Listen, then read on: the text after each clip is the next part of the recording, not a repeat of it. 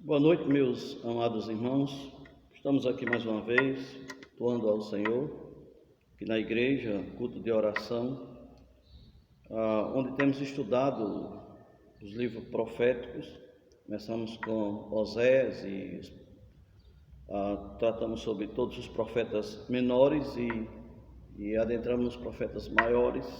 Temos estudado já Jeremias ou Isaías e agora estamos estudando o livro do profeta Jeremias, precisamente no capítulo 49. A semana passada nós estamos tratando, nos últimos estudos, sobre o juízo de Deus sobre algumas nações, profetizado por meio de Isaías. Outros profetas menores também profetizaram.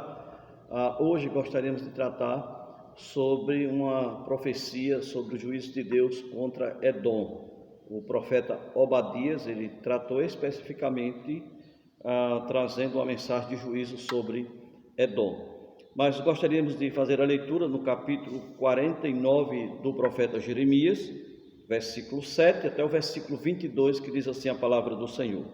A respeito de Edom, assim diz o Senhor dos Exércitos: acaso já não há sabedoria em Temã? Já pereceu o conselho dos sábios? Desvaneceu-se-lhes a sabedoria? Fugi, voltai, retirai-vos para as cavernas, ó moradores de Dedã, porque eu trarei sobre ele a ruína de Esaú, o tempo do seu castigo. Se vidimadores viessem a ti, não deixariam alguns cachos? Se ladrões de noite, não te danificariam só o que lhes bastasse? Mas eu despi a Esaú, descobri os seus esconderijos, e não se poderá esconder. Está destruída a sua descendência, como também seus irmãos e seus vizinhos. E ele já não é. Deixa os teus órfãos, e eu os guardarei em vida, e as tuas viúvas confiem em mim. Porque assim diz o Senhor: eis que os que não estavam condenados a beber o cálice totalmente o beberão, e tu serias de todo inocentado. Não serás tido por inocente, ou não serás tido por inocente, mas certamente o beberás. Porque por mim mesmo jurei, diz o Senhor, que Boza será objeto de espanto, de opróbrio, de assolação e de desprezo, e todas as suas cidades se tornarão em assolações perpétuas. Ouvi novas da parte do Senhor, e um mensageiro foi enviado às nações para lhe dizer: ajuntai-vos e vinde contra ela, e levantai-vos para a guerra, porque eis que te fiz pequeno entre as nações, desprezado entre os homens. O terror que inspiras e a soberba do teu coração te enganaram. Tu que habita nas fendas das rochas, que ocupas as alturas dos outeiros, ainda que eleves o teu ninho como a águia, de lá te derribarei, diz o Senhor. Assim será Edom objeto de espanto, todo aquele que passar por ele se espantará e assobiará por causa de todas as suas pragas. Como na destruição de Sodoma e Gomorra e das suas cidades vizinhas, diz o Senhor, assim não habitará ninguém ali, nem morará nela homem algum. Eis que como sobe o leãozinho da floresta jordânica contra o rebanho em pasto verde, assim no momento arrojarei dali a Edom, e lá estabelecer a quem eu escolhi. Pois quem é semelhante a mim? Quem me pedirá contas? E quem é o pastor que me poderá resistir? Portanto, ouvi o conselho do Senhor, que ele decretou contra Edom, e os desígnios que ele formou contra os moradores de Temã. Certamente, até os menores do rebanho serão arrastados, e as suas moradas espantadas por causa deles. A terra estremeceu com o estrondo da sua queda, e do seu grito até ao mar vermelho se ouviu o som. Eis que como águia subirá, voará e estenderá as asas contra Bosra. Naquele dia o coração dos valentes de Edom será como o coração da mulher que está em dores de parto. Então, meus amados irmãos, temos aqui mais uma mensagem de juízo contra uma nação. A última mensagem que tratamos aqui, o último estudo, tratamos sobre a nação de Amon. Lembra que Amon e Moabe, eles eram irmãos, certo? De origem, Podemos dizer aqui, eram filhos de Ló, e isso ocorreu devido a um pecado de incesto. As suas filhas se relacionaram com o pai após embriagá-lo, e aí nasceu ali duas nações, Moabe e Amon, e nós já estudamos nas últimas mensagens o juízo de Deus também contra ela. Agora, quem são os edomitas? Que nação é essa, irmãos? Então, essa nação edomita, que Edom significa vermelho, eles foram descendentes de Esaú, irmão de Jacó. A rivalidade entre esses dois povos, esses dois irmãos, podemos até dizer como nações, continuou por séculos. Alguns profetas, eles confrontaram o pecado desses dois povos, tanto o povo judeu como também o povo edomita. Mas Obadias foi um profeta dirigido por Deus para profetizar contra Edom. Então Jeremias e os outros profetas, eles falaram sobre o juízo que viria sobre Edom. Não só Jeremias, não só Obadias, mas outros profetas também trataram sobre isso. Mas é bom sempre lembrar, irmãos, que nós temos tratado nas últimas mensagens, que Deus sempre ele traz à tona a razão do juízo. Então Deus não disciplina, Deus não castiga simplesmente por castigar. Ele tem sempre uma razão para fazê-lo, ok? Então isso é bem claro nos textos sagrados, e não é diferente exatamente com Edom. Então, quando os babilônicos eles invadiram Judá, Edom se aproveitou dessa invasão para tomar a região do Negueb ao sul de Judá. Só lembrando, irmãos, que Edom era localizado ao sul do Mar Morto. Se você pega o mapa de Israel, você vai observar o Mar Morto, e nós estudamos que a oeste ficava os amonitas, os moabitas, melhor dizendo. Ao norte ficava os amonitas, e ao sul do Mar Morto viviam os edomitas. Então, meus amados irmãos, Temã era uma região em que Boza, a capital de Edom, era localizada. Nós observamos isso no versículo 7, versículo 8, e esse Edom, que significa território baixo, talvez fosse a região mais baixa daquela região. É tanto que o povo é exortado a subir para as brechas, ou para os locais seguros em que a capital estava localizada, ok? E eles se vangloriavam exatamente disso. Então, esse povo, a exemplo dos egípcios, dos filisteus, dos moabitas, dos amonitas, eles também sofreriam o justo juízo de Deus devido aos seus pecados. Lembra que essas consequências eram todas devido aos pecados do povo.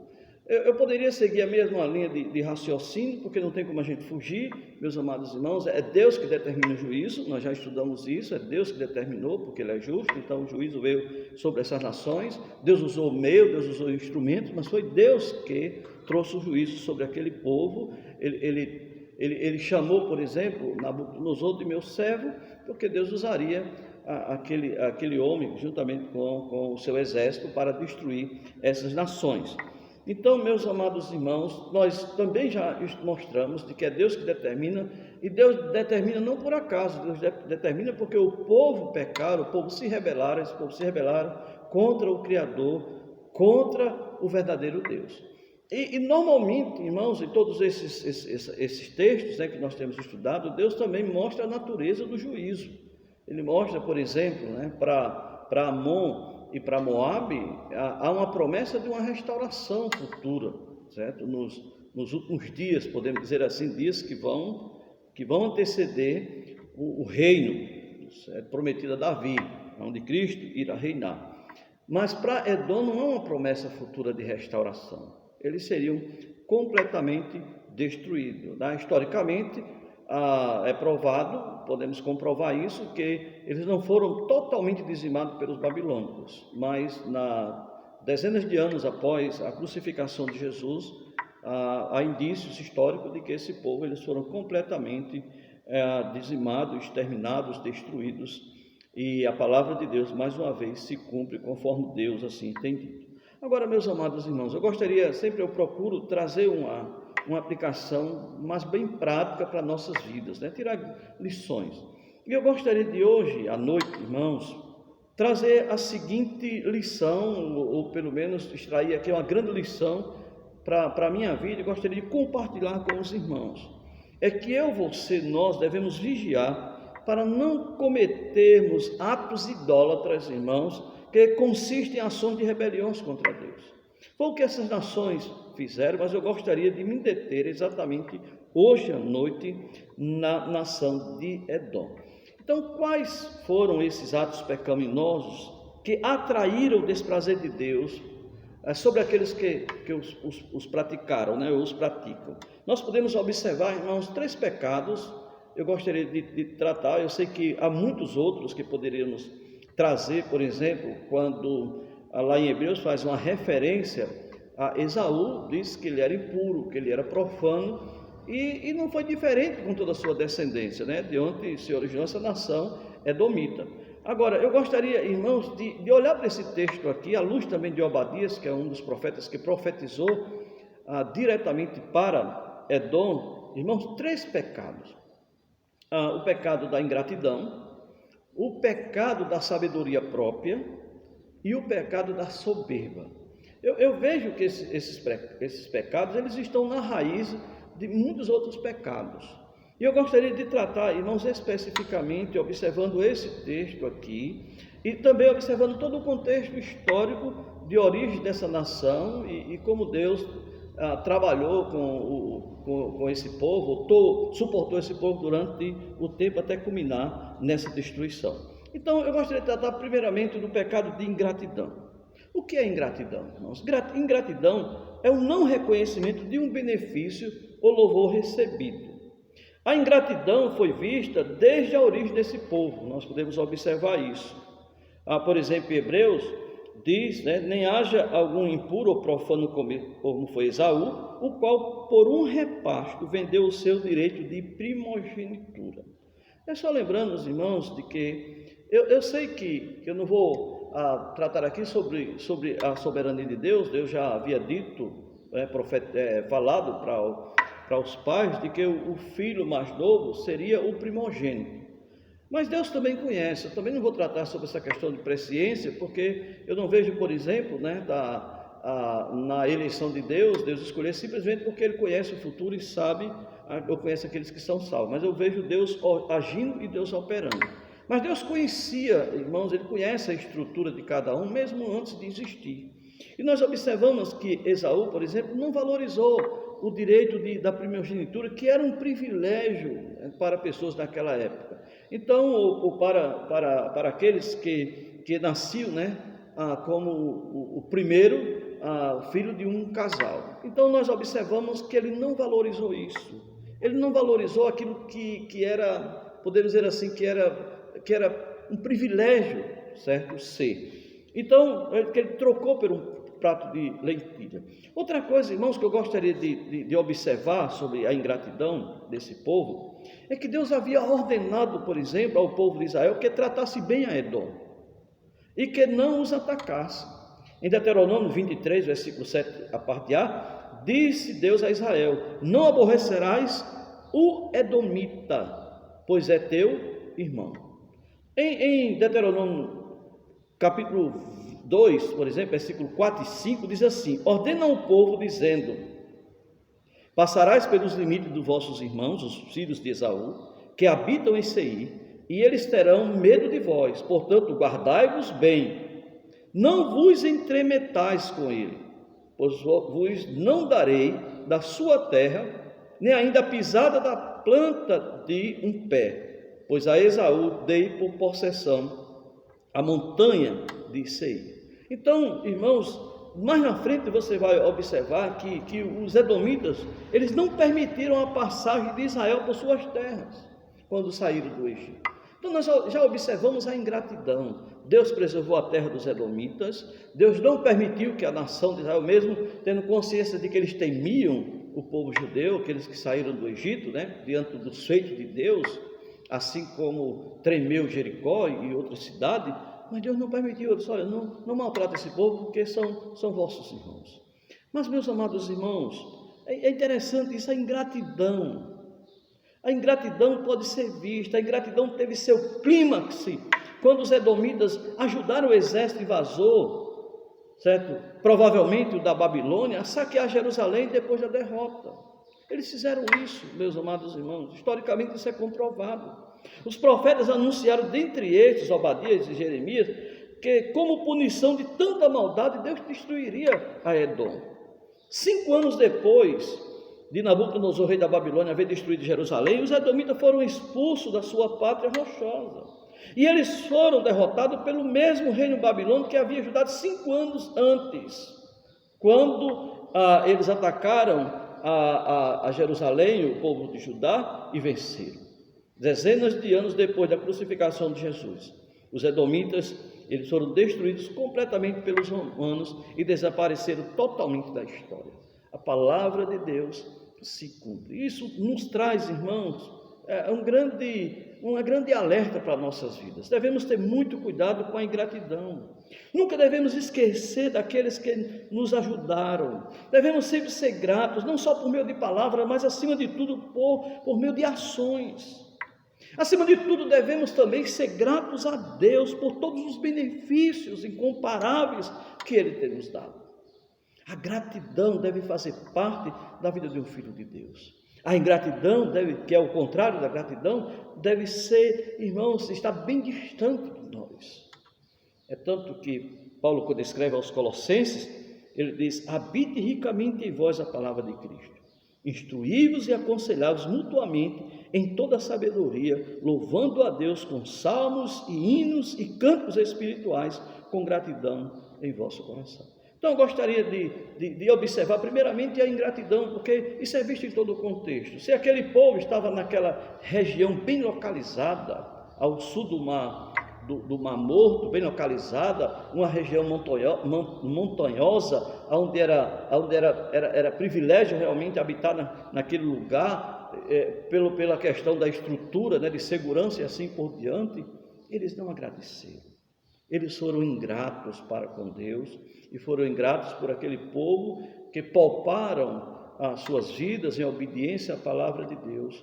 E assim por diante, irmãos, nós podemos observar que a ingratidão sempre traz suas dificuldades, porque ela atrai o desprazer de Deus. O segundo pecado que eu gostaria de enfatizar aqui, que deve ser evitado por nós, meus amados irmãos, é a sabedoria própria. É a sabedoria meramente terrena. E o saber próprio é uma sabedoria que não vem de Deus, mas do homem. Tiago, por exemplo, chama esse tipo de sabedoria como sendo terrena, animal e demoníaco.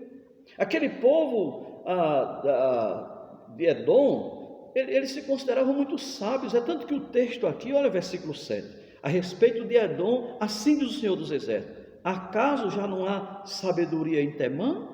Já pereceu o conselho dos sábios? Desvaneceu-lhe a sabedoria? Então Deus disse: olha, cadê a sabedoria de vocês? Porque na verdade, irmãos, era sabedoria própria. O livro de Obadias, se eu não me engano, versículo 8, trata dessa sabedoria. Eles eram conhecidos como um povo senhores do saber, mas sabedoria própria. Tiago chama esse tipo de sabedoria como sendo terreno, animal e demoníaco. Olha o que diz Tiago, não precisa abrir, mas diz assim, Tiago 3, versículo 13, ele diz assim: quem entre vós é sábio e inteligente? Mostre em mansidão de sabedoria, mediante condigno proceder, as suas obras. Se pelo contrário tende em vosso coração inveja, amargurado e sentimento faccioso, nem vos glorie disso, nem mintais contra a verdade. Esta sabedoria que desce lá do alto, ou seja, essa não é a sabedoria que desce lá do alto, antes é terrena, animal e demoníaca. Pois onde há inveja e sentimento faccioso, aí há confusão e toda espécie de coisas ruins. A sabedoria, porém, lá do alto, ela é primeiramente pura, depois pacífica, indulgente, tratável, plena de misericórdia e de bons frutos, imparcial e sem fingimento. Isso tudo nós observamos ausente naquele povo. Se você ler todo o livro de Obadias, que é um capítulo só, são alguns versículos, mas você vai observar, era um povo altamente cheio de sabedoria própria. Eles andavam exatamente na contramão da verdadeira sabedoria. Descansaram na sabedoria própria e não discerniram, por exemplo, as armações egoístas dos seus próprios aliados. Eles se aliaram, por exemplo, aos babilônicos e depois os babilônicos trariam juízo, destruição sobre eles. Que sabedoria é essa? Uma sabedoria sem discernimento. Sabedoria do alto, ela é discernidora, não sei se tem essa palavra, discernidora. Ela evita o mal, coisa que aquele povo não evitava. Provérbio 12, 4, 8 diz o seguinte, eu acho maravilhoso esse texto, toda a escritura é maravilhosa, mas quando trata de sabedoria, eu tenho um apreço muito especial por esse texto, que desafia, certo? Desde o primeiro capítulo de Provérbios, nós observamos um desafio a ouvirmos a voz da sabedoria. E ele diz o seguinte: se buscares a sabedoria como a prata e como a tesouros escondidos. Olha o que ele diz aqui: se buscares a sabedoria como a prata e como a tesouros escondidos. Assim como as pessoas buscam de uma maneira veemente essas coisas que têm valores transitórios, ele diz assim: olha, busca na mesma proporção, ou em maiores proporções, a sabedoria. Ele diz: se buscares a sabedoria como a prata e como tesouros escondidos, e a procurares, então entenderás o temor do Senhor e acharás o conhecimento de Deus. Porque o Senhor dá a sabedoria e da sua boca vem a inteligência e o entendimento. Ele reserva a verdadeira sabedoria para os retos. A verdadeira sabedoria são para os retos. É escudo para os que caminham na sinceridade. Coisa que nós não observamos nos edomitas. Então era uma sabedoria meramente terrena. Mas Deus disse: ele reserva a verdadeira sabedoria para os retos. É escudo para os que caminham na sinceridade. Guarda as veredas do juízo e conserva o caminho dos seus santos. A sabedoria da liderança.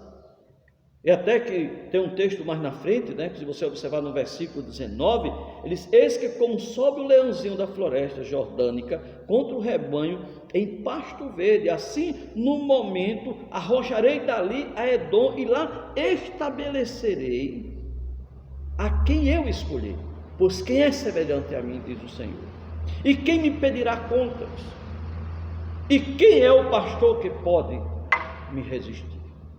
Quem me poderá resistir? Quem é o pastor? Aquele povo seria atacado como ovelhas, como um leão atacando, faminto atacando um rebanho de ovelhas. E não haveria pastor ali. Aqueles homens cheios de sabedoria não seriam suficientes, com a sabedoria terrena, de fazer frente às ações inimigas que viriam contra eles. Meus amados irmãos, é interessante entendermos isso. Tenhamos cuidado com a sabedoria desse mundo. São filosofias vazias. O saber ou a sabedoria verdadeira, meus amados irmãos, ela nos quebranta na presença de Deus. O saber verdadeiro, ele produz em nós humildade e não orgulho. O saber verdadeiro, ele consistirá em ações que glorifiquem a Deus. O saber verdadeiro não nos coloca em uma posição de superioridade diante dos outros. A verdadeira sabedoria, ela não infla o coração humano, mas ela quebranta o coração humano na presença daquele que é detentor, que é também doador da verdadeira sabedoria. Então, meus amados irmãos, cuidado com a sabedoria própria, com o saber desconexo, certo? Com a verdadeira teologia. Tem muita gente que conhece muito de teologia, mas se essa teologia, se essa graduação, pós-graduação, doutorado, o coloca inflado sobre as demais pessoas, um coração inflado, orgulhoso, não quebrantado e humilde, está entendendo? Esse é um conhecimento fácil. Paulo, escrevendo aos Coríntios, ainda não sabe como convém saber. Então, meus amados irmãos, gostaria de trazer esse desafio para os irmãos. Ingratidão e sabedoria própria, isso não nos leva a lugar nenhum. Isso só atrai sobre nós o desprazer de Deus. O outro e o último pecado que eu gostaria de tratar, meus amados irmãos, aqui, é o pecado da soberba, que é também oriundo e que a sabedoria própria é uma atitude de soberba, é uma ação soberba. Mas eu gostaria, irmãos, de tratar sobre a soberba, porque a soberba é um sentimento de altivez e orgulho, que rebaixa os outros diante daquilo que ele pensa ser. Era como os edomitas naquele contexto. Eles pensavam, eles eram soberbos, eles achavam, porque eles habitavam, certo, no alto, então eles achavam de que onde eles estavam isentos de qualquer tipo de dificuldade. Eles achavam que eles estavam totalmente imunizados contra ataques. Deixa eu só ler, irmãos, o texto, olha no versículo 16 aqui. Ele diz assim: o terror que inspiras, deixa eu ler o versículo 14 até o 16. Ouvi novas da parte do Senhor, e um mensageiro foi enviado às nações para lhe dizer: ajuntai-vos e vinde contra ela, e levantai-vos para a guerra, porque eis que te fiz pequeno entre as nações. Olha o que ele diz: eu te fiz pequeno. Era um povo que estava se achando grande, era um povo que estava se achando que estavam imunes aos ataques, à destruição, ou coisa parecida, pelo lugar privilegiado em que eles moravam. Mas olha o versículo 16. Deus disse: eu te fiz pequeno, desprezado entre os homens. Versículo 16.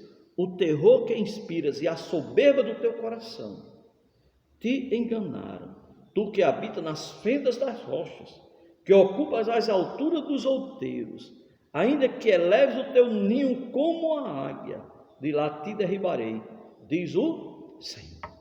Ele disse: olha, não tem onde você se esconder, de lá eu vou tirar você. Deixa eu ler só o texto também de Obadias. Obadias,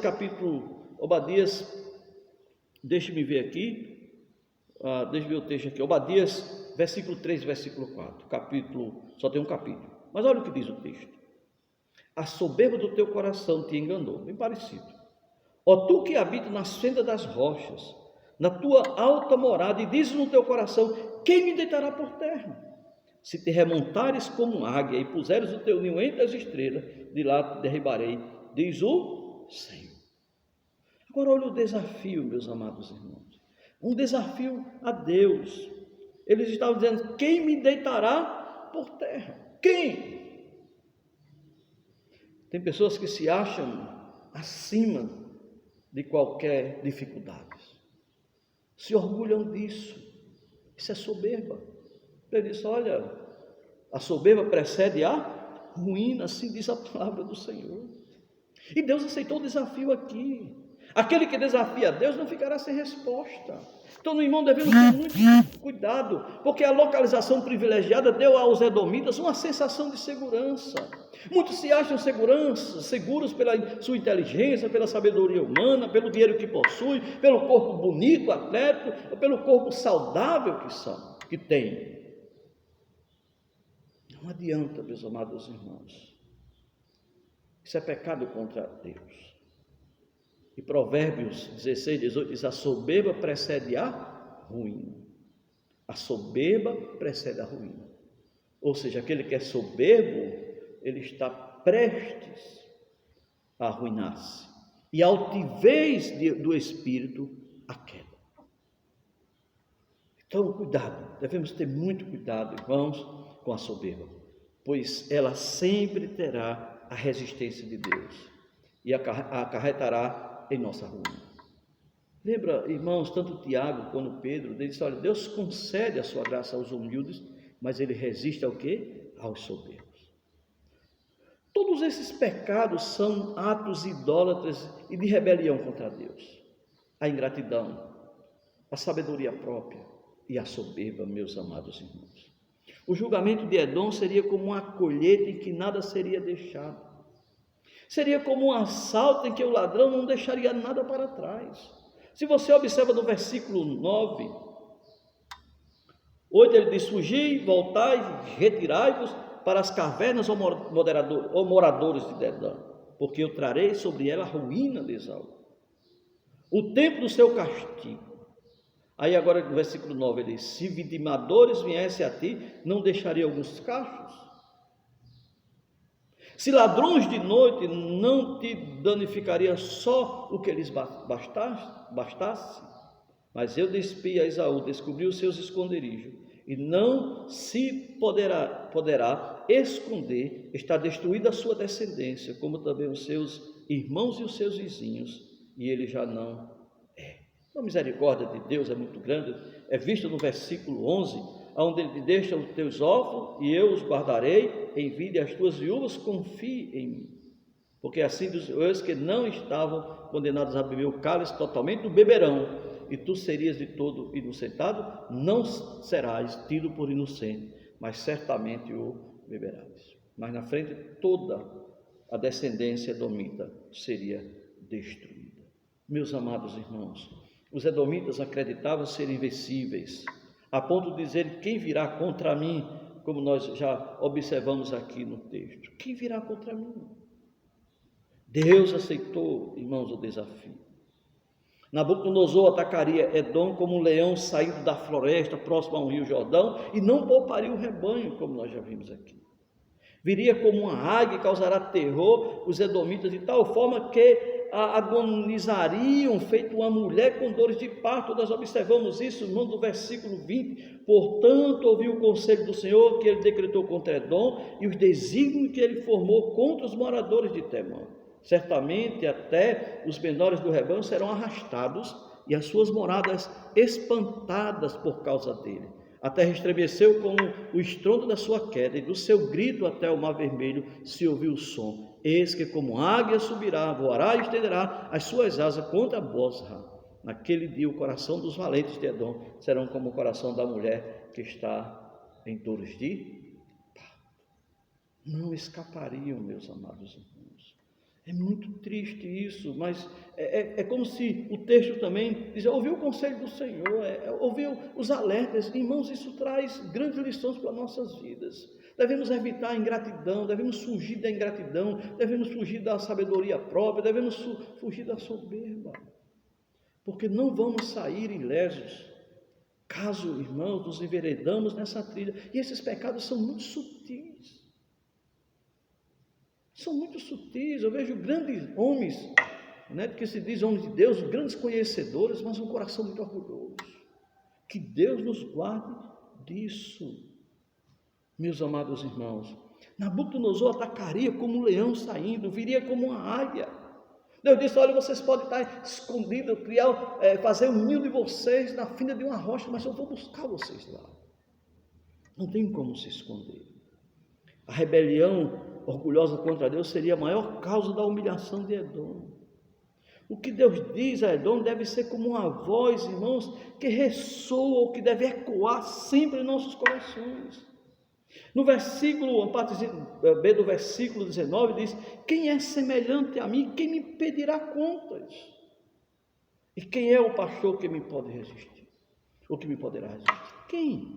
Meus amados irmãos, quem pode resistir ao Senhor quando Ele vem em juízo contra os pecados? Agora, não vem do dia para a noite, Deus dá tempo, Deus é muito misericordioso, Deus envia mensageiros. Talvez, irmãos, eu seja um mensageiro de Deus hoje à noite para trazer grandes alertas para a minha vida em primeiro lugar e para a vida de cada um de vós, que precisamos ser muito cuidadosos, vigiar nosso coração. É o que o texto de Provérbios diz: olha, vigiai vosso coração, porta dos vossos corações. Pedimos, irmãos, constantemente a Deus que essa palavra ela pode estar ecoando em nossos corações. Quem é semelhante a mim? Quem me pedirá contas? E para a gente, para aqueles que estão imbuídos de responsabilidade de liderança, diz: olha, qual o pastor que poderá me resistir? Eu sei que há um contexto aqui, meus amados irmãos, mas nós podemos tirar grandes lições e aplicações para nossas vidas, que como líderes não podemos fugir de maneira nenhuma daquilo que Deus tem escrito em sua palavra e traz como responsabilidade para com as nossas vidas. Eles sofreriam as consequências dos seus pecados e ninguém poderia intervir a favor deles. É isso que o texto sagrado está dizendo aqui. Quem me poderá resistir? Quem? Eu estava estudando esse texto e me lembrando das palavras que o sacerdote Eli falou para os seus filhos, que haviam se rebelado contra o Senhor, profanando aquilo que é sagrado. Interessante que ali falando para os seus filhos, disse: não, filhos meus, porque não é boa a fama que esta que ouço. Estás fazendo transgredir o povo do Senhor. Pecando o homem contra o próximo, Deus lhe será o árbitro. Agora, pecando, porém, contra o Senhor, quem intercederá por ele? Entretanto, não ouviram a voz do seu pai, porque o Senhor queria o quê? Matá-los. Que o Senhor tenha misericórdia de nossas vidas. Que o Senhor nos ajude veementemente, que cada um de nós possamos estar bem arraigado na palavra. Que Deus nos ajude a estarmos arraigados na palavra. E evitarmos, irmãos, e vigiarmos os nossos corações para não cometermos atos idólatras que consistem em ações de rebeliões contra Deus. A ingratidão, a sabedoria própria e a soberba atrai o desagrado de Deus contra nossas vidas. E não adianta se esconder. E não há quem possa intervir a nosso favor, a não ser quebrantamento e arrependimento. Que Deus maravilhosamente abençoe as nossas vidas. Santo Deus, eterno Pai, louvamos ao Senhor por Tua palavra. Continua, Senhor Deus, abençoando nossas vidas, desafiando nossos corações por meio de textos como esse. Eu sei que há um contexto, Senhor Deus, velho testamentário, mas podemos observar aqui esses exemplos, podemos aprender aqui que o Senhor também está trazendo para nossas vidas desafios quanto à maneira que devemos proceder. Porque Tua palavra no Novo Testamento também está recheada de ensinos, de que devemos ser gratos e não ingratos, que devemos ser humildes e não soberbos, que devemos buscar a sabedoria do Senhor e não a sabedoria desse mundo. Pedimos ao Senhor que nos ajude, fortalecendo nossos corações e Tua igreja, e que o Teu nome seja glorificado em nossas vidas. Em nome de Jesus. Amém.